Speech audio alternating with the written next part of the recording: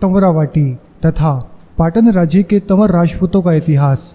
जयपुर और सीकर के आसपास का क्षेत्र, जिसे आजकल तोरावाटी अथवा तंवरावाटी के नाम से जाना जाता है, इस क्षेत्र की राजधानी पाटन रही है। तोरावाटी संस्कृत के तोमर शब्द से उत्पन्न तंवर या तोमर राजपूतों के आधिपत्य के कारण तोरावाटी पड़ा है। इस क्षेत्र पर तोमर वंशी राजपूतों का शासन रहा है, इसलिए इसे तोमरवाटी कहा जाने लगा, जो लोक भाषा में तोरावाटी अथवा अब तंवरावाटी कहलाने लगा है। राजस्थान में ऐसे अनेक क्षेत्र हैं जिनके नाम आज भी उस क्षेत्र पर शासन करने वाली जाति विशेष के नाम से जाने जाते हैं, जैसे मांगल्यावाटी, जहाँ घोइलोत मांगलियों का निवास क्षेत्र रहा है। बीकानेर की स्थापना से पूर्व उसके आसपास का क्षेत्र जोहियावाटी कहलाता था, जो जोहिया राजपूतों के कारण पड़ा। इसी प्रकार राव शेखाजी के वंशजों को शेखावत कहते हैं और उनका ठिकाना आज भी शेखावाटी कहा जाता है। इसी कड़ी में तोमरवंशी राजपूतों का ठिकाना तोरावाटी के नाम से विख्यात है।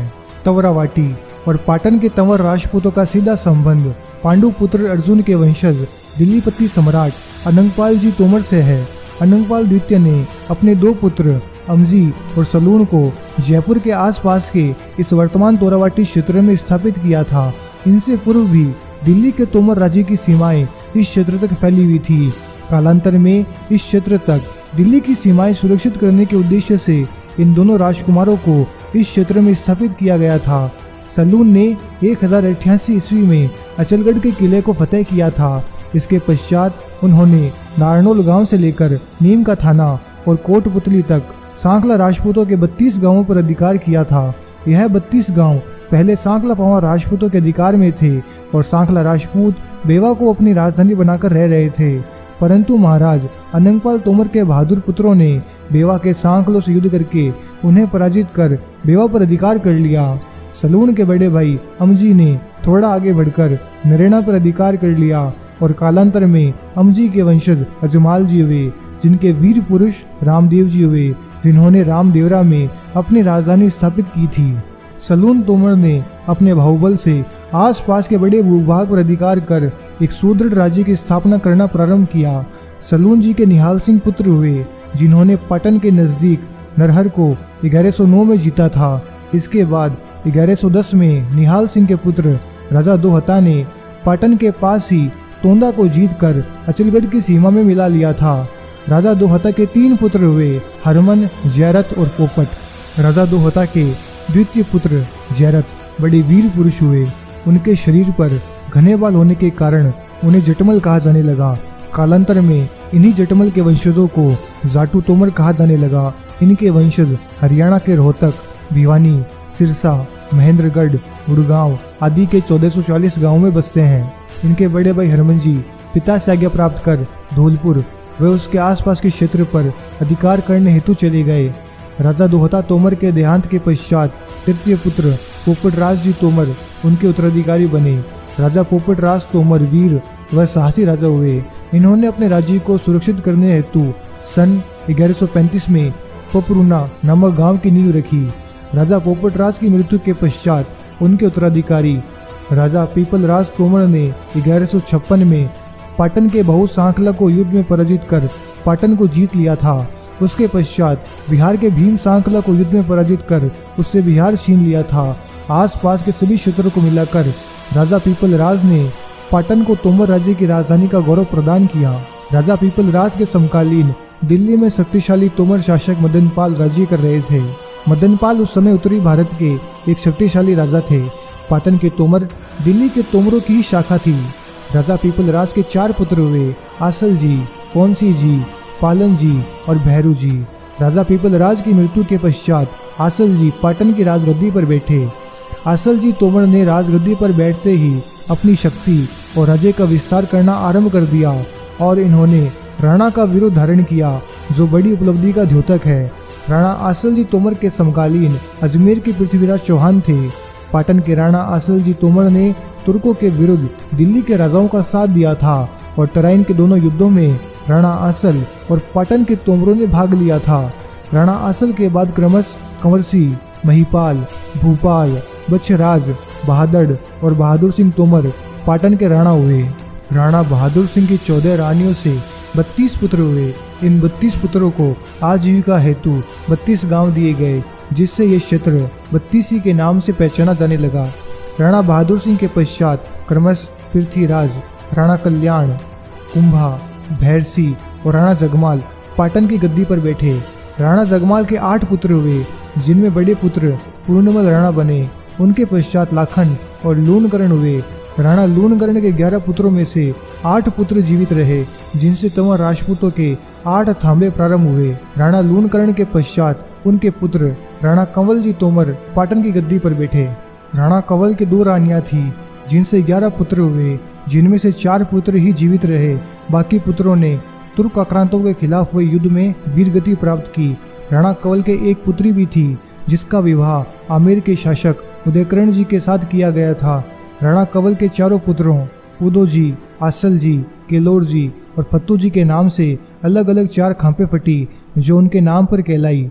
बड़ी रानी से उदो जी का जन्म हुआ और बाकी तीनों का छोटी रानी से हुआ था। उदो जी की माता का देहांत हो जाने के पश्चात उनकी जामाता ने अपने पुत्र आसल को राजगद्दी पर बिठाने के लिए षड्यंत्र करने प्रारंभ कर दिए। उसने उदो जी को जहर देने का भी विफल प्रयास किया। जब उदो जी को इसका ज्ञान हुआ, तब उन्होंने अपने सौतेले भाई के पक्ष में पाटन का राज्य हमेशा के लिए छोड़कर अन्यत्र चले गए। उदो जी ने नीम का थाना के कई गांवों को अपने अधिकार में करके राज्य करना प्रारंभ किया। इनके वंशज उदा के तंवर कहलाते हैं। इनके दूसरे भाई केलोर जी के वंशज केलोर जी के तंवर कहलाते हैं। उदा के तंवर आज भी पाटन के महलों में प्रवेश नहीं करते हैं। राणा कंवल के पश्चात उनके पुत्र आसल जी गद्दी पर बैठे। इनके वंशज आसल जी के तंवर अथवा आसो के तंवर कहलाते हैं। राणा आसल जी के समय पाटन दिल्ली के सुल्तानों के अधीन हो गया था। जिस प्रकार अन्य राज्य दिल्ली के सुल्तानों को कर देते थे, उसी प्रकार पाटन को भी कर देना पड़ा था। इसी समय पाटन के शासकों को राणा के स्थान पर राव कहा जाने लगा। आसल जी के 5 पुत्र हुए। राव आसल के बाद खीबू जी पाटन के राव बने। खीबू जी के बाद सहसमल जी तथा कपूरो जी पाटन के राव बने। कपूरो जी के 2 पुत्र थे, बिको जी व खे जी। कपूरो जी के बाद उनके बड़े पुत्र बिको जी पाटन के राव बने। कपूरो जी के छोटे पुत्र अखे जी के परशुराम जी पुत्र थे। इन्हीं परशुराम जी के वंशज परशुराम जी के तंवर कहलाते हैं। पाटन के राव बिको जी का समय काल विक्रम संवत 1562 के आसपास का था। यह अपने समय में पाटन के स्वतंत्र राव थे। राव बिको जी के पश्चात छोटा आसल और उनके पश्चात राव बलभद्र सिंह तंवर पाटन के राव बने। राव बलभद्र सिंह ने 1564 में आगरा के लाल किले की नकल पर पाटन में किला बनवाया था। आगरे के किले का जीर्णोद्धार राजपूत राजा बादल सिंह ने करवाया था और वह बादलगढ़ के नाम से जाना जाता था, जो दिल्ली के तोमर शासकों के अधीन लंबे समय तक रहा। जब अकबर ने इस किले में अनेक सुधार करवाकर पुनः निर्मित करवाया, उसी दौरान राव बलभद्र सिंह तंवर ने भी पाटन में आगरे के इस किले की नकल का किला बनवाया था। राजपुताने की विभिन्न रियासतों के साथ अकबर के संधि कर लेने के पश्चात लगभग पूरा राजपुताना मुगलों की मनसबदारी में आ गया था। जो बड़े बड़े राजा थे, उन्हें बड़ा मनसब और छोटे जागीरदारों को छोटा या उनकी बहादुरी के अनुसार मनसब देकर मुगल राज दरबार में आरूढ़ कर दिया गया। जयपुर के राजाओं के साथ आसपास के छोटे मोटे राजाओं ने भी सीधे मुगलों के अधीनता को स्वीकार किया था। इसी कड़ी में पाटन के तोमरों ने भी मुगल सत्ता को स्वीकार कर सहयोग करना प्रारंभ कर दिया। ऐसा उल्लेख मिलता है कि राव बलभद्र सिंह के समय कोटपुतली को मुगल सूबे में मिलाकर वहां टकसाल बनाई गई थी। बादशाह ने इस टकसाल की देखरेख का जिम्मा राव बलभद्र सिंह को सौंपा था। 1601 में मुंगेर की लड़ाई के दौरान बादशाह ने राव बलभद्र सिंह को भेजा था। दुर्ग बहुत ही सुदृढ़ था, जिसे जीतना मुश्किल हो रहा था। उसी दौरान बादशाह ने राव बलभद्र सिंह को मुंगेर फतेह करने की जिम्मेदारी सौंपी। जब दुर्ग पर चढ़ने का कोई सफल प्रयास नहीं हो सका, तो राव बलभद्र सिंह ने अपने साथियों के साथ सिर पर केसरे साफे बांधकर दुर्ग के द्वार को तोड़ दिया और वहीं पर ही वह वीरगति को प्राप्त हुए। इनके वीरगति पाने के पश्चात इनकी रानी इनके साथ सती हुई, जिनकी स्मृति में बनी मुंगेर में छतरी आज भी मौजूद है। मुंगेर का दुर्ग फतेह कर लिया गया, परंतु बादशाह अकबर ने राव बलभद्र सिंह की वीरगति पाने पर दुख प्रकट किया और उनके पुत्र दलपत सिंह को राव का खिताब और खिलत देकर पाटन भेजा। राव बलभद्र सिंह वीर होने के साथ जीर्ण माता के परम भक्त थे। उनकी वीरगति पाते समय युद्ध क्षेत्र में ही जीर्ण माता ने उन्हें दर्शन देकर कहा था कि पाटन जाए बिना मेरी यात्रा पूरी नहीं मानी जाएगी। तब से जीर्ण माता के मंदिर के पट खुलते समय सर्वप्रथम पाटन के दर्शनार्थी को दर्शन कराया जाता है। राव बलभद्र सिंह के पश्चात क्रमशः राव दलपत सिंह, राव प्रताप सिंह और राव केसरी सिंह हुए। राव केसरी सिंह को सिंह राज भी कहा जाता है। राव केसरी सिंह का शासनकाल शांति काल था। उन्होंने पाटन में बादलगढ़ महल बनवाया था और महलों के मध्य एक सरोवर भी बनवाया था। इनके समय पाटन में स्थापत्य और कला का विकास हुआ था।